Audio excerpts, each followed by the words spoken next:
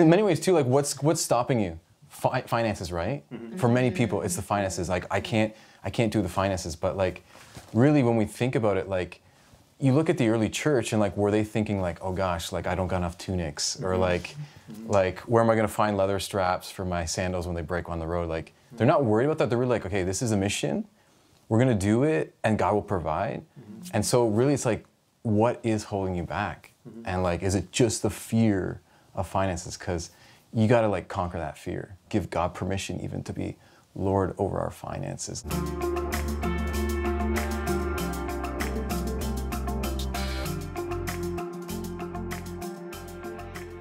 I remember the first time that we were asked to support a CCO missionary a few years ago.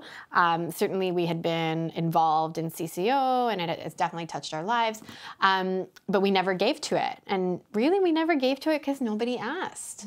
So we weren't aware of the need. We weren't aware that, exactly, but it was only when she came over and sat us down and said, hey, will you consider joining my team? That we actually said, of course we will. It was a friend that I had been on mission with, so it was cool because we had been out there in the world together sharing the faith, and now she had graduated and she was joining staff full time, and it was just such an exciting opportunity to be able to support her in that. Like, I was so glad that that was where the Lord had called her, and to be able to partner with her in that was just a great opportunity that, of course, I wanted to say yes to. Like, I think I had been kind of just waiting for her to ask, and when she did, it was like, yeah, for sure. When friends approached me then, I could tell they were a bit nervous about it, because it's like, okay, I don't know if I'm overstepping the boundaries of the friendship, for me, it was beautiful because I know this is now part of their life.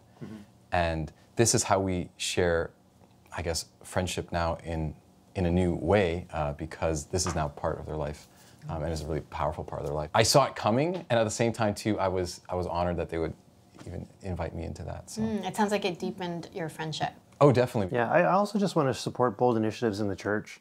Like, I like that CCO, as a lay movement of the Spirit, hasn't relied upon the institutional structure of the church in the same way. And they've just said, you know, we believe in this, and we believe God will provide for this, and we're going to go do this because it has to be done. And I love that. And when I see that kind of boldness, I want to give whatever I can, and because I want to see more of that in the church. I would say, like, if you do feel a genuine call to that, be vulnerable. You have to be vulnerable because, yeah, you might get rejected by some people. But if you open yourself up, it's really like, God can surprise you, and the generosity and love of other people can surprise you.